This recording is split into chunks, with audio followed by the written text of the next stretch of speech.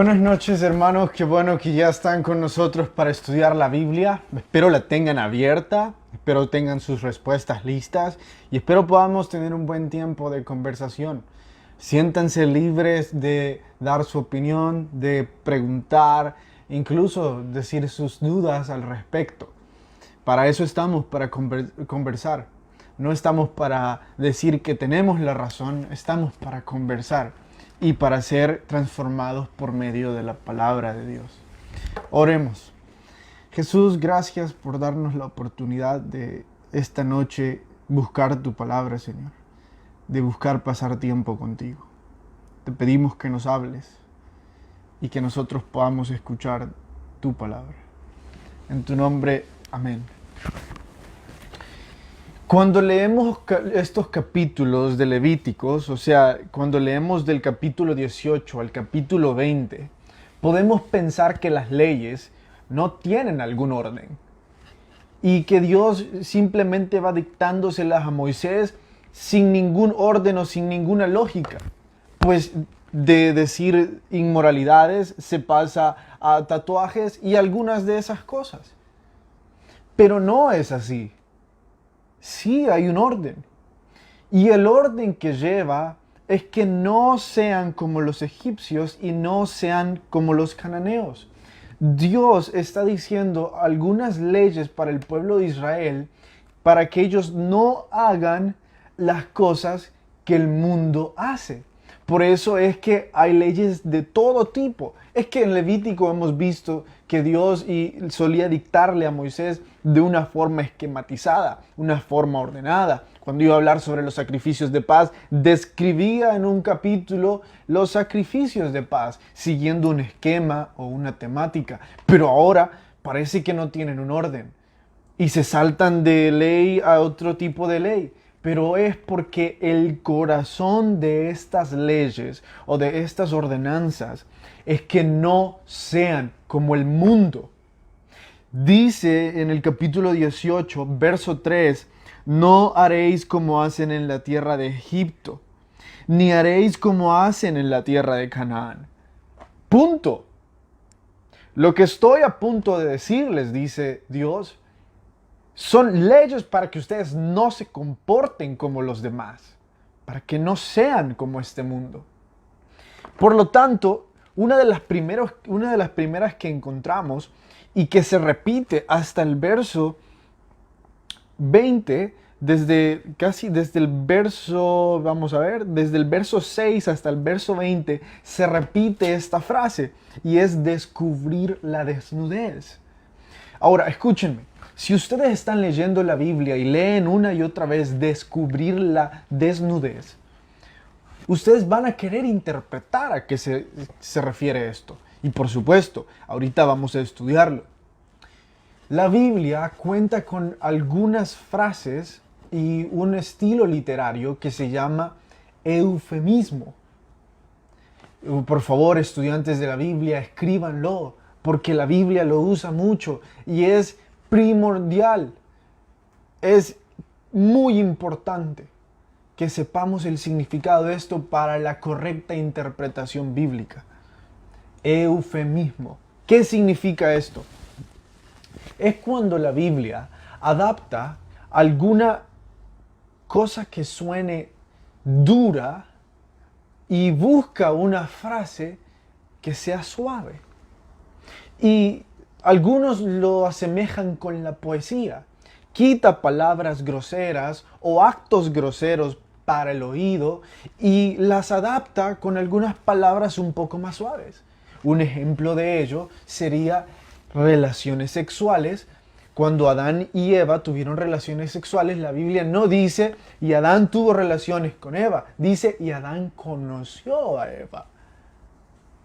Porque la Biblia está tratando de que el lector sienta ese momento o sienta esos versos de una forma suave. No quiere que sea una lectura grotesca. Claro, a veces sí dice lo que es, pero muchas veces encontramos en la Biblia eufemismos. Ahora, cuando habla sobre descubrir la desnudez, sí es un eufemismo, pero no de las relaciones sexuales. ¿Por qué?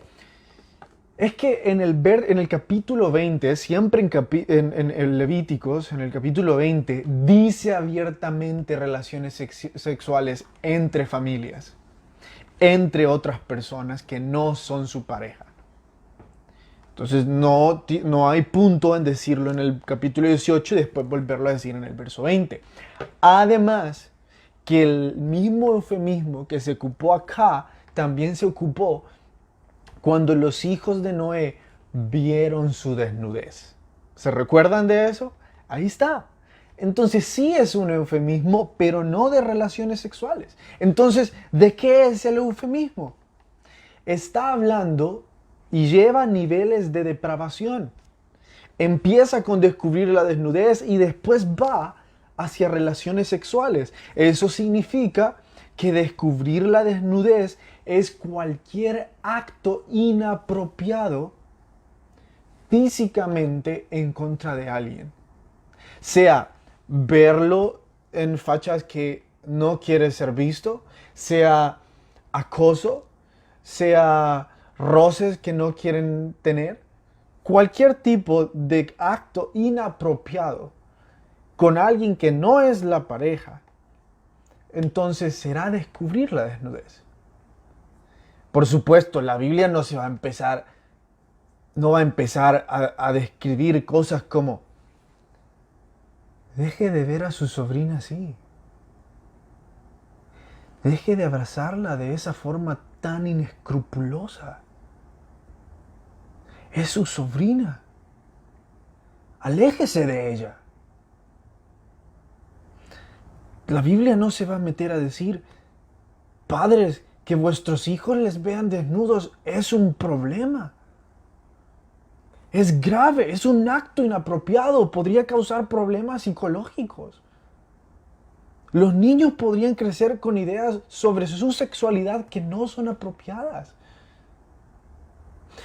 Entonces, como la Biblia no se mete a esos detalles, está diciendo cada acto inapropiado en contra del físico o que tenga que ver con el físico de cualquier persona a nuestro alrededor es como descubrir la desnudez. Y no se debe de hacer. A eso se refiere ese eufemismo.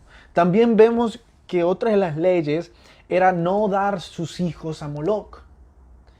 Es que Moloc era uno de los ídolos de los cananeos y dar los hijos a este ídolo significaba llevarlos a una estatua de metal caliente que representaba al ídolo de ellos, mientras ésta ardía al rojo vivo, al fuego vivo, como le quieran llamar, y ponían al bebé en una especie de asador, ardiendo, mientras ellos entregaban a bebés para que murieran siendo calcinados vivos, mientras ellos escuchaban las lágrimas de ese bebé,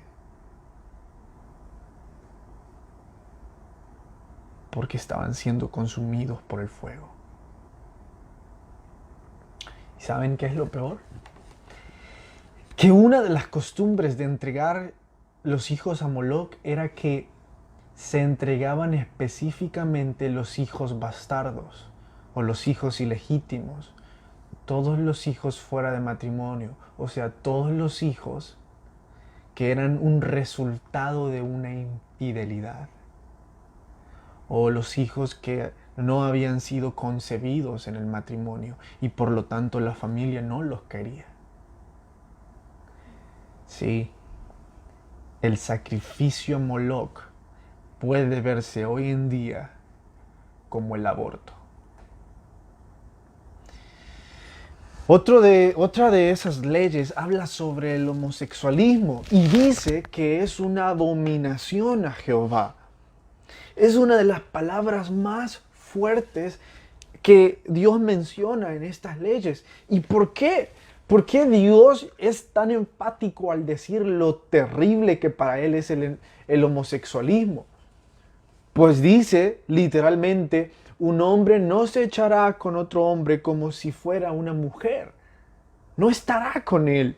No se acostarán hombres con hombres o mujeres con mujeres. Ahora, déjenme explicarles, porque yo ya les he dicho que Levíticos tiene más de lógica que de misticismo. Lo que sucede es que el mundo nos quiere vender algo lejos de la verdad. Por lo tanto, déjenme darles la lógica en esto. Dios diseñó al hombre para tener relaciones sexuales con la mujer y bajo ese diseño va a funcionar muy bien. El problema es que si se rompe la línea de diseño, van a empezar a haber consecuencias graves físicamente. Déjenme explicarles. ¿Qué pasa si ustedes agarran un carro? Un carro cualquiera, un sedán, un cuatro puertas, un carrito, un Toyota Corolla, o qué sé yo, un Honda Civic. Y ustedes dicen, voy a ocupar este carro como un remolque para camiones. Entonces agarran el carro, lo amarran a un camión y dicen, bueno, carrito sedán de un motor quizás 1800, vas a remolcar este tráiler. Ese carrito se va a destruir, no va a servir, porque no ha sido diseñado para eso. Cada vez que los humanos alteran el diseño divino, van a encontrarse con autodestrucción. No es necesario que yo hable sobre las enfermedades que trae el homosexualismo y las consecuencias en la sociedad. Si ustedes quieren hablarme sobre ser un poquito más abiertos a eso, debo decirles esto.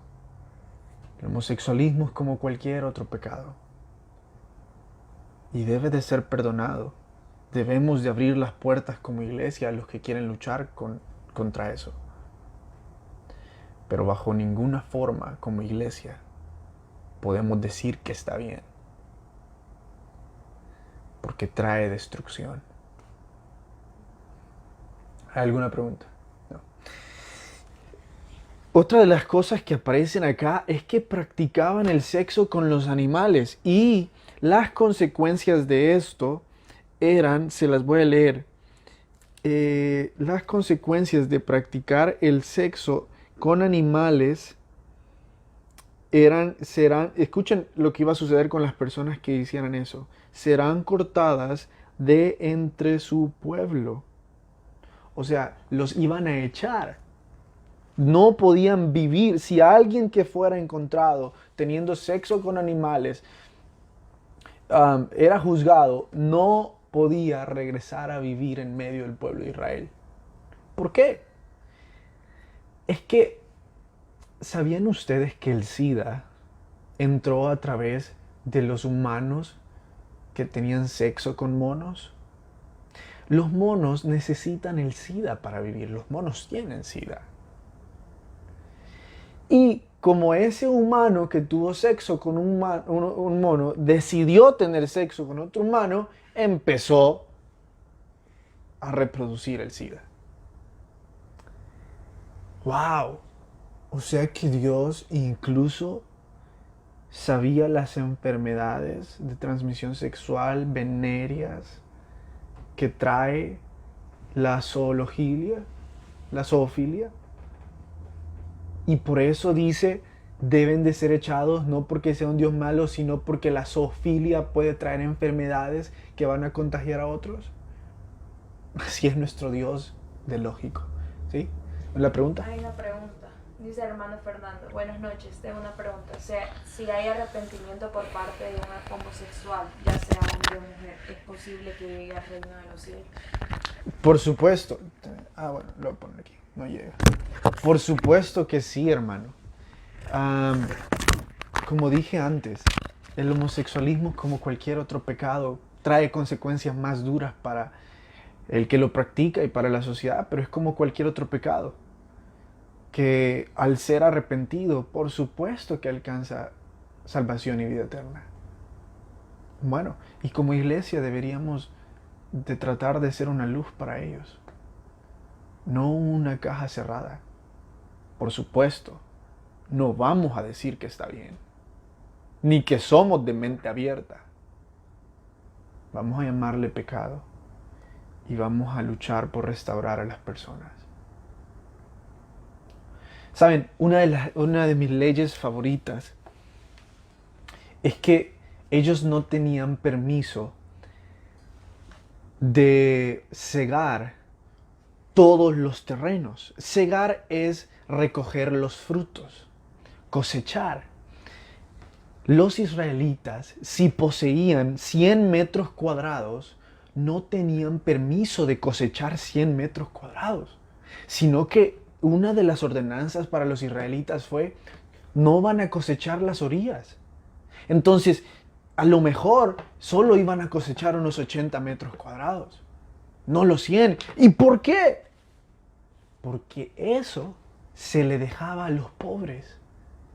Dios dijo, aquellos que no tengan para comer pueden ir a sus cultivos y agarrar y cosechar de lo que está alrededor de ustedes. Sí, no les estoy diciendo que se metan a su terreno, les estoy diciendo que a las afueras, cuando pasen y tengan hambre, puedan recoger unas uvas, puedan recoger unas espigas de trigo.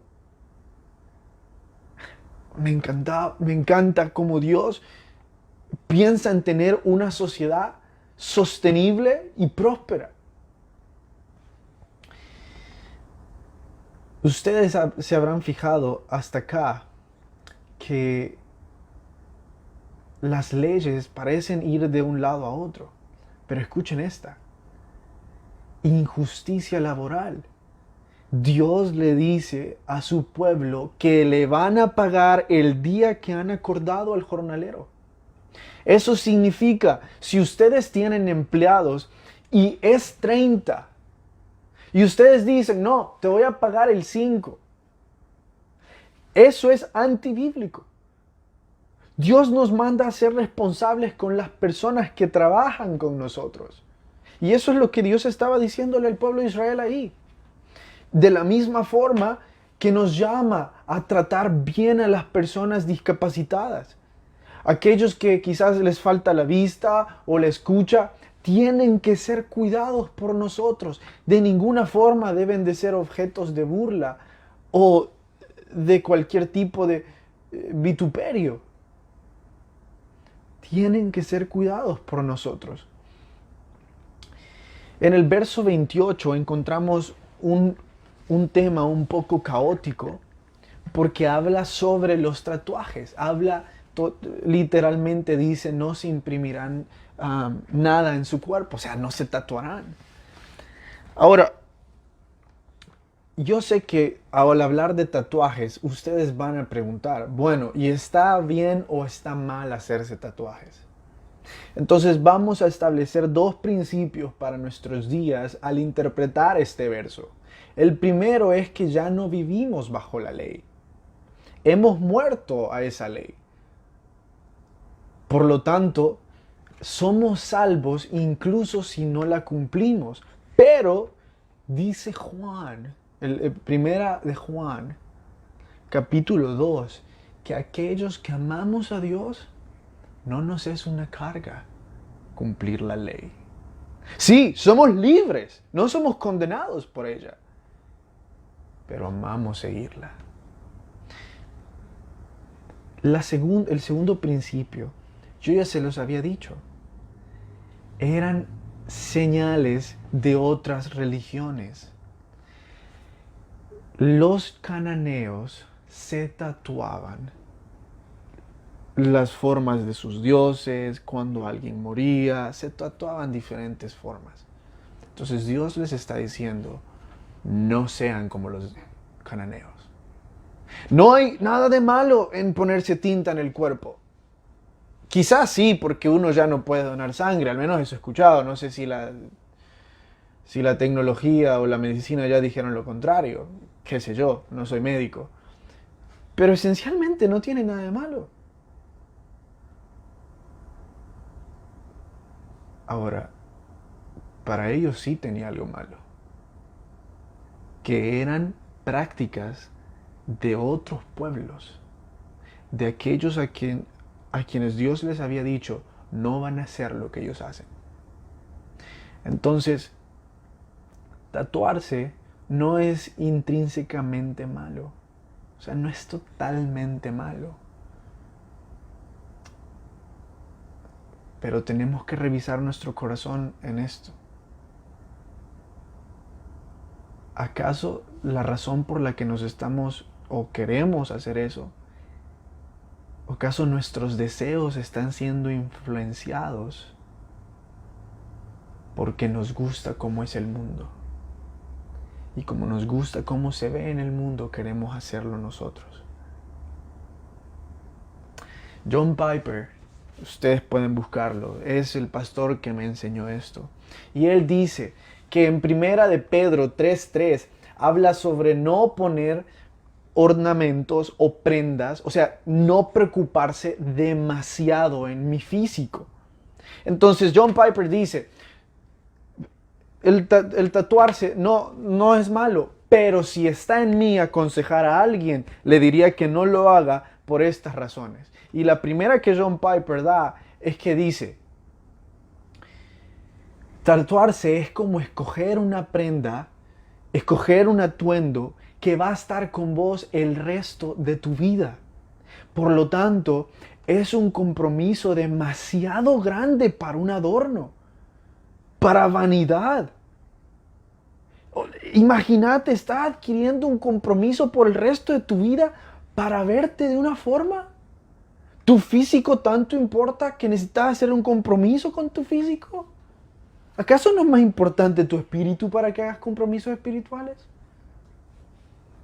La segunda cosa que dice John Piper es que a él le han llegado algunos cristianos que dicen, no, es que yo quiero tatuarme cosas bíblicas, cosas que glorifiquen al Señor, que me recuerden, este verso me va a recordar cuánto yo amo a Dios o de dónde Dios me salvó. Entonces John Piper dice, bueno, ¿quieren ponerse algo cristiano? Déjenme decirles, ya hay una forma de bíblicamente ponerse algo cristiano en sus vidas, y es Mateo 5:16.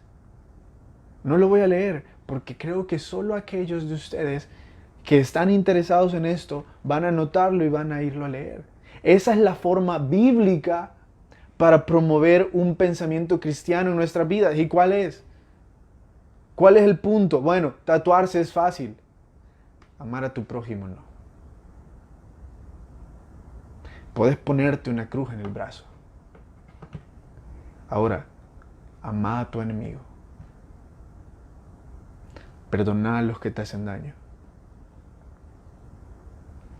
¿Ves la diferencia? Con tatuarte una cruz no estás ayudando a nadie.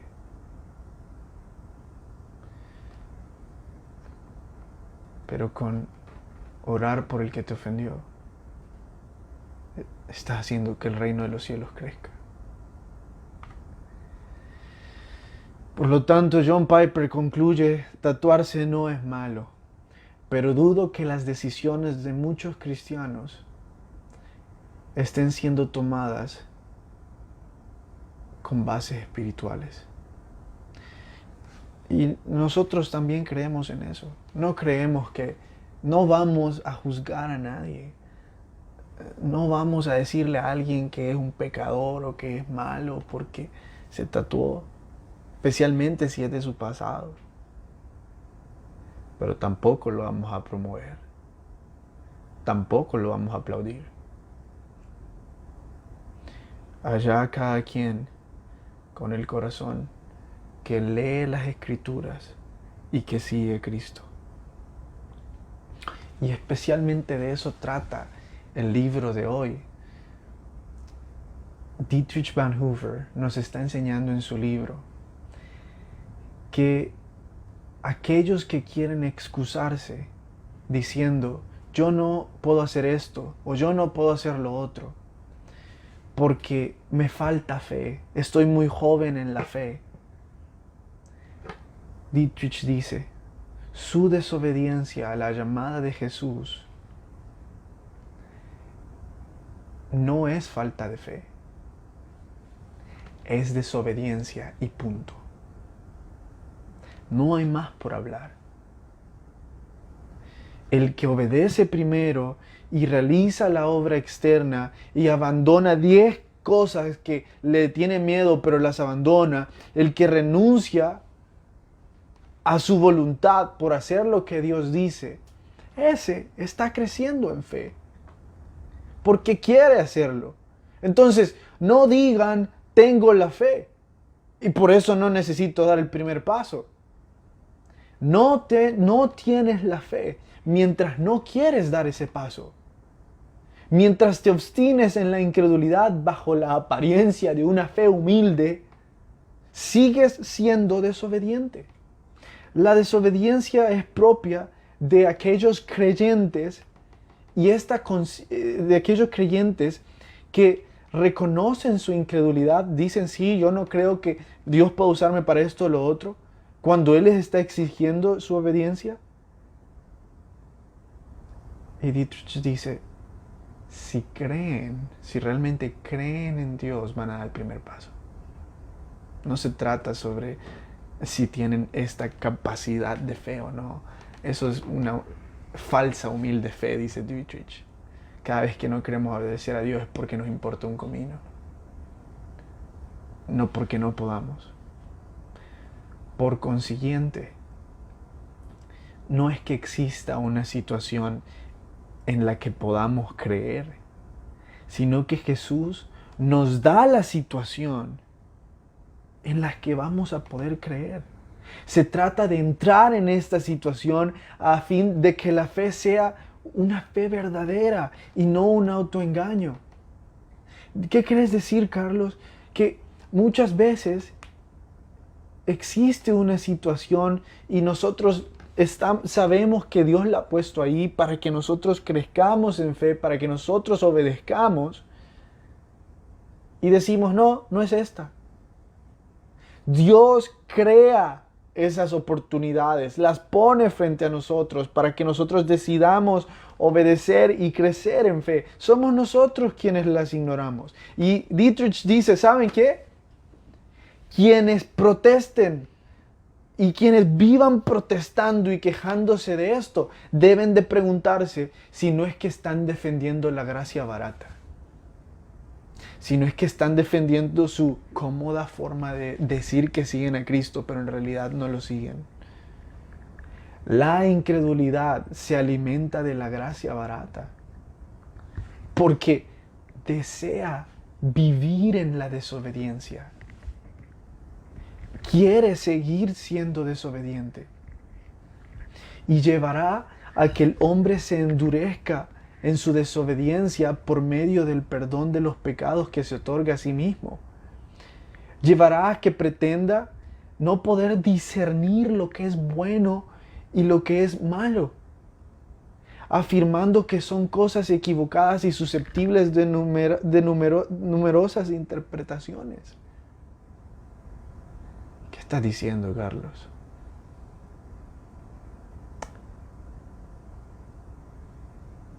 Que llegará el punto